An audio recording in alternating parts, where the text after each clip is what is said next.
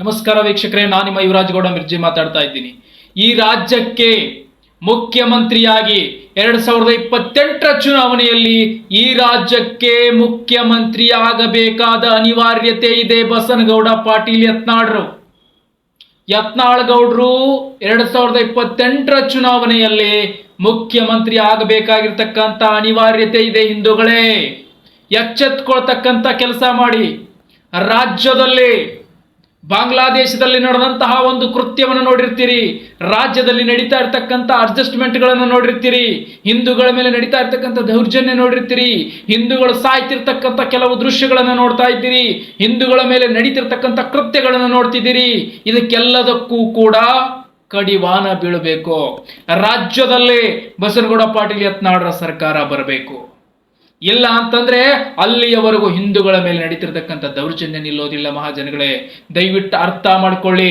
2028ರ ಚುನಾವಣೆಯಲ್ಲಿ BRP ಬಸನಗೌಡ ರಾಮನಗೌಡ ಪಾಟೀಲ್ ಕರ್ನಾಟಕ ರಾಜ್ಯದ ಮುಖ್ಯಮಂತ್ರಿ ಆಗಲೇಬೇಕು. ಇದು ಹಿಂದೂಗಳ ಧ್ವನಿಯಾಗಬೇಕು. ಕೆಲವು ಹಿಂದೂಗಳಿಗೆ ನಾನು ಹೇಳಲಿಕ್ಕೆ ಬಯಸ್ತೀನಿ, ಹಿಂದೂಗಳು ಅಂತಕ್ಕಂತಹ ಹೇಳಿಕೆಯನ್ನ ಇಟ್ಕೊಂಡು, ಹಿಂದೂಗಳು ಅಂತಕ್ಕಂತಹ ಈ ಹಿಂದುತ್ವದ ಸನಾತನ ಧರ್ಮದಲ್ಲಿ ಹುಟ್ಟಿ ಬಸನಗೌಡ ಪಾಟೀಲ್ ಯತ್ನಾಳ್ರವ್ರ ಬಗ್ಗೆ ಕೇವಲವಾಗಿ ಮಾತಾಡ್ತಕ್ಕಂಥ ಕೆಲವರು ಇದ್ದಾರೆ. ಅವ್ರಿಗೆ ಹೇಳ್ತೀನಿ, ಹಿಂದೂಗಳಾಗಿ ಹುಟ್ಟಿ ನಾನೊಬ್ಬ ಹಿಂದೂ ಅಂತ ಹೇಳಿಕೊಳ್ಳಿಕ್ಕೆ ಗರ್ವಪಡು.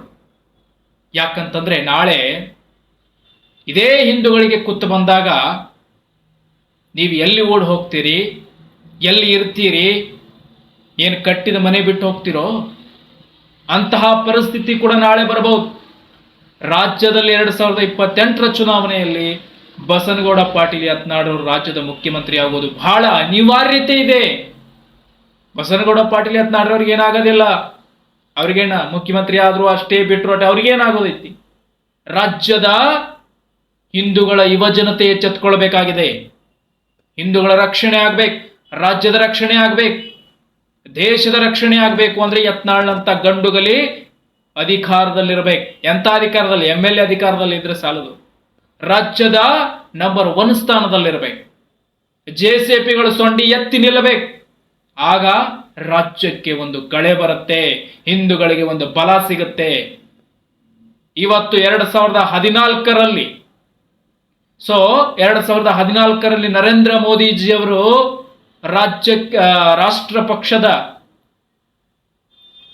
ರಾಷ್ಟ್ರೀಯ ಪಕ್ಷವಾದಂತಹ ಭಾರತೀಯ ಜನತಾ ಪಾರ್ಟಿಯಿಂದ ಪ್ರಧಾನಮಂತ್ರಿ ಆದರು. ಅವ್ರು ಇರ್ಲಿಲ್ಲ ಅಂದ್ರೆ ಇವತ್ತು ಅನಿವಾರ್ಯ ಇತ್ತು. ಇವತ್ತು ನಮ್ಮ ಕರ್ನಾಟಕ ರಾಜ್ಯದಲ್ಲಿ ಬಸನಗೌಡ ಪಾಟೀಲ್ ಯತ್ನಾಳ್ ಇಲ್ಲ ಅಂದ್ರೆ ಅನಿವಾರ್ಯ ಆಗತ್ತೆ.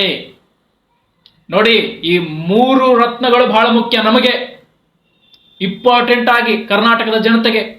ಒಂದು, ನರೇಂದ್ರ ಮೋದಿಜಿ, ಯೋಗಿ ಆದಿತ್ಯನಾಥ್, ಕರ್ನಾಟಕಕ್ಕೆ ಬಸನಗೌಡ ಪಾಟೀಲ್ ಯತ್ನಾಳ್ ಬಹಳ ಮುಖ್ಯ. ರಾಜ್ಯದ ಜನತೆ ಎಚ್ಚೆತ್ಕೊಳ್ಬೇಕು. ದಯವಿಟ್ಟು ಯತ್ನಾಳ್ರವರನ್ನ ಪ್ರೀತಿಸಿ ಅಂತ ನಾನು ಕೇಳ್ಕೊಳ್ಳಲ್ಲ. ಯತ್ನಾಳ್ರವರಿಗೆ 2028ರಲ್ಲಿ ಅಧಿಕಾರವ ಸಿಗೋ ಹಾಗೆ ಹಿಂದೂಗಳು ಮಾಡಬೇಕು. ಯತ್ನಾಳ್ರವರನ್ನ ಪ್ರೀತಿಸೋದು ಬಿಡೋದು ನಿಮ್ಮ ವೈಯಕ್ತಿಕ ವಿಚಾರ. ಯಾಕಂದ್ರೆ ಯತ್ನಾಳ್ರವರು ಈ ರಾಜ್ಯಕ್ಕೆ ಅನಿವಾರ್ಯ ಆಗ್ತಾ ಇದ್ದಾರೆ. ಯತ್ನಾಳ್ನಂತ ಗಂಡುಗಲಿ ರಾಜ್ಯಕ್ಕೆ ಬೇಕಾಗ್ತಾ ಇದ್ದಾರೆ. ಹಾಗಾಗಿ JCPಗಳು ಸೊಂಡಿ ಎತ್ತಿ ಓಡಾಡಬೇಕು. ರಾಜ್ಯದಲ್ಲಿ ಹಿಂದೂಗಳು ಇತ್ತೆಲ್ಲ ಎತ್ತಿ ನಡಿಬೇಕು ಅಂತಕ್ಕಂಥ ವಿಚಾರ ಇದ್ರೆ 2028ರ ಚುನಾವಣೆಗೆ ಬಸನಗೌಡ ಪಾಟೀಲ್ ಯತ್ನಾಳ್ ಅಧಿಕಾರದಲ್ಲಿರ್ಬೇಕು. ಬರೀ ಅಧಿಕಾರದಲ್ಲ, CM ಅಧಿಕಾರದಲ್ಲೇ ಇರಬೇಕು. ಅದನ್ನ ಎಲ್ಲ ಹಿಂದೂಗಳು ಕೂಡ ಇವತ್ತು ಎಚ್ಚೆತ್ತುಕೊಂಡು ಆ ಕಾರ್ಯನಿರ್ವಹಿಸತಕ್ಕಂಥ ಕೆಲಸವನ್ನ ಮಾಡಬೇಕಾಗಿದೆ. ಇವತ್ತು ಭಾರತೀಯ ಜನತಾ ಪಾರ್ಟಿಯಿಂದ ಸತತ 4 ಬಾರಿ ಉಚ್ಚಾಟನೆಯನ್ನ ಮಾಡಿದ್ರು. ಆ BJPಯ ಹೈಕಮಾಂಡ್ಗೆ ಬುದ್ಧಿ ಇದೆಯೋ ಇಲ್ವೋ ಗೊತ್ತಿಲ್ಲ. ಈ ಅಡ್ಜಸ್ಟ್ಮೆಂಟ್ ರಾಜಕಾರಣಿಗಳನ್ನ ಕೂರಿಸ್ಕೊಂಡು BJPಯನ್ನ ಅಧಿಕಾರಕ್ಕೆ ತರ್ತೀನಿ 2028ಕ್ಕಂತ ಹೊರಟಿದಾರಲ್ಲ, ಇವರಿಗೆ ಯಾವ ತರದ ಬುದ್ಧಿ ಇದೆಯೋ ಅಂತ ನನಗಂತೂ ಗೊತ್ತಿಲ್ಲ ಶಿವನೇ. ಇಂತಹ ಒಂದು ಬುದ್ಧಿತನವನ್ನ BJP ಹೈಕಮಾಂಡ್ ಮೆರಿತಾ ಇದೆ. ಅಲ್ಲ ರೀ, ಊಟದಲ್ಲಿ ಉಪ್ಪಿಲ್ಲ ಅಂತಂದ್ರೆ ರುಚಿ ಹತ್ತತೇನ್ರಿ ಅದು? ಇವತ್ತು ಭಾರತೀಯ ಜನತಾ ಪಾರ್ಟಿಯಲ್ಲೂ ಕೂಡ ಹಾಗೆ ಆಗಿದೆ. ಒಬ್ಬ ಹಿಂದುತ್ವದ ಗಟ್ಟಿ ನೆಲೆಯ ಗಟ್ಟಿ ಗುಂಡಿಗೆ ಇರುವ ಗಟ್ಟಿ ಗಂಡು ಬಸನಗೌಡ ಪಾಟೀಲ್ ಯತ್ನಾಳ್ರವ್ರನ್ನ ಉಚ್ಚಾಟನೆ ಮಾಡಿದ್ರಿ. ಅದರಲ್ಲಿ ಬಿಜೆಪಿಗೆ ಅಸ್ತಿತ್ವ ಇದೆಯೇನ್ರಿ? ಎಲ್ಲಾದ್ರೂ ಎಲ್ಲಾ ಕಡೆ ಅಸ್ತಿತ್ವ ಉಳ್ಕೊಳ್ತಾ ಇದೆಯೇನ್ರಿ? ಬಿಜೆಪಿ ಸಮಾವೇಶಕ್ಕೆ ಜನ ಸೇರ್ತಾ ಇಲ್ಲ. ಬಸನಗೌಡ ಪಾಟೀಲ್ ಯತ್ನಾಳ್ರವ್ರ ಹೆಜ್ಜೆ ಇಟ್ಟ ಕಡೆ ಜನ ಸಮುದ್ರವೇ ಸೇರ್ದಂಗೆ ಸೇರ್ತಾ ಇದೆ.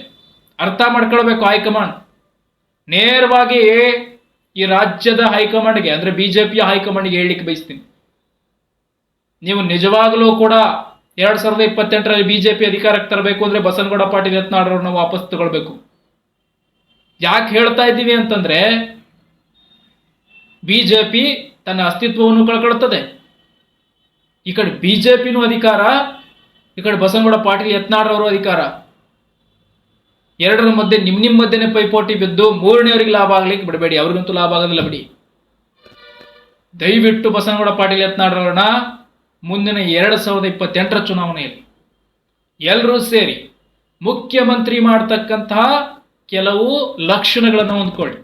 ಯಾಕಂದ್ರೆ ರಾಜ್ಯದಲ್ಲಿ ಬಹಳ ಅನಿವಾರ್ಯ ಇದೆ ಸ್ನೇಹಿತರೆ, ಹಿಂದೂಗಳೇ, ಬಹಳ ಅನಿವಾರ್ಯ ಇದೆ, ಬಹಳ ಅನಿವಾರ್ಯ ಇದೆ. ಯಾಕಿದನ್ನು ಹೇಳ್ತಾ ಇದ್ದೀನಿ ಇವತ್ತಂತಂದ್ರೆ ಮುಂದಿನ ದಿನಮಾನಗಳಲ್ಲಿ ಬಹಳ ಕಷ್ಟಗಳನ್ನು ಅನುಭವಿಸಬೇಕಾಗ್ತದೆ, ಬಹಳ ಕಷ್ಟಗಳನ್ನು ಅನುಭವಿಸಬೇಕಾಗ್ತದೆ. ಅಂತಹ ಕಷ್ಟಗಳು ನಮಗೆ ಬರಬಾರ್ದು, ಅಂತಹ ಕಷ್ಟಗಳಲ್ಲಿ ನಾವು ಸಿಕ್ಕಾಕೊಳ್ಬಾರ್ದು ಅನ್ನೋದಾದ್ರೆ ಗಟ್ಟಿ ಗುಂಡಿಗೆ, ಶೌರ್ಯ, ನೇರ ನುಡಿಯಿಂದ ಹೆಸರಾದಂಥ ಬಸನಗೌಡ ಪಾಟೀಲ್ ಯತ್ನಾಳರನ್ನ ರಾಜ್ಯದ ಜನ ಕೈ ಬಿಡಬಾರ್ದು, ರಾಜ್ಯದ ಹಿಂದೂಗಳ ಕೈ ಬಿಡಬಾರ್ದು. ಹಿಂದೂಗಳಂದಾಗ ಯಾರ್ರಿ? ನಾವೆಲ್ಲ ಒಂದೇ ರೀ. ಹಿಂದೂ ಹಿಂದೂ ಹಿಂದೂ ಕೇಸರಿ ಶಾಲಲ್ಲೇ ಎಲ್ಲರೂ ಬಂದ್ರು. ಕೇಸರಿ ಶಾಲಲ್ಲೇ ಶ್ರೀರಾಮ ಬಂದ, ಬಾಬಾ ಸಾಹೇಬ್ ಅಂಬೇಡ್ಕರ್ ಬಂದ್ರು, ಎಲ್ಲರೂ ಬಂದ್ರು. ಇದರಲ್ಲಿ ಶ್ರೀರಾಮ ದೇವರು ಬಂದ್ರು, ಬಾಬಾ ಸಾಹೇಬ್ ಅಂಬೇಡ್ಕರ್ ಅವರು ಬಂದ್ರು, ರಾಯಣ್ಣ ಬಂದ್ರು, ಕಿತ್ತೂರಾಣಿ ಚೆನ್ನಮ್ಮ ಬಂದ್ರು, ಸಂಗೊಳ್ಳಿ ರಾಯಣ್ಣ ಬಂದ್ರು, ಆಮೇಲೆ ಬೀಗರ ಚೌಡಯ್ಯನವರು ಬಂದ್ರು, ವಿಶ್ವಗುರು ಬಸವಣ್ಣವರು ಬಂದ್ರು. ಎಲ್ಲ ಹಿಂದೂಗಳು ಅಂತಂದಾಗ ಮಹರ್ಷಿ ವಾಲ್ಮೀಕಿ ಅವರು ಬಂದ್ರು. ಎಲ್ಲರೂ ಕೂಡ ಇದ್ರಲ್ಲಿ ಬಂದ್ರು. ಅರ್ಥ ಮಾಡ್ಕೊಳ್ಬೇಕಾಗಿದೆ. ದಯವಿಟ್ಟು ಕೆತ್ತಾಟಗಳನ್ನು ಮಾಡ್ಕೊಂಡು ರಾಜ್ಯದಲ್ಲಿ ಈ ರೀತಿಯಾದಂತಹ ಹೀನ ಬುದ್ಧಿಯನ್ನು ತೋರಿಸ್ತಾ ಬಸನಗೌಡ ಪಾಟೀಲ್ ಯತ್ನಾಳ್ರವರಿಗೆ ನೀವೇನಾದ್ರೂ ಕೈ ಕೊಡುವಂತ ಕೆಲಸ ಮಾಡಿದ್ರೆ ಮುಂದೊಂದು ದಿನ ನಾವುಗಳೇ ಅನುಭವಿಸ್ಬೇಕಾಗ್ತದೆ. ಯಾಕಂದ್ರೆ ರಾಜ್ಯದಲ್ಲಿ ಒಬ್ಬ ಗಟ್ಟಿ ಗುಂಡಿಗೆ ಹಿಂದುತ್ವವಾದಿ ಇದ್ದಾನೆ ಅಂತಂದ್ರೆ ಅದು ನಮ್ಮೆಲ್ಲರ ಪುಣ್ಯ.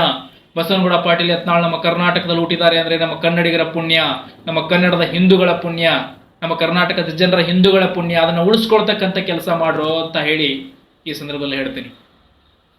ಬಸನಗೌಡ ಪಾಟೀಲ್ ಯತ್ನಾಳ್ರು 2028ರ ಚುನಾವಣೆಗೆ ಮುಖ್ಯಮಂತ್ರಿ ಆಗೇ ಆಗ್ಬೇಕು.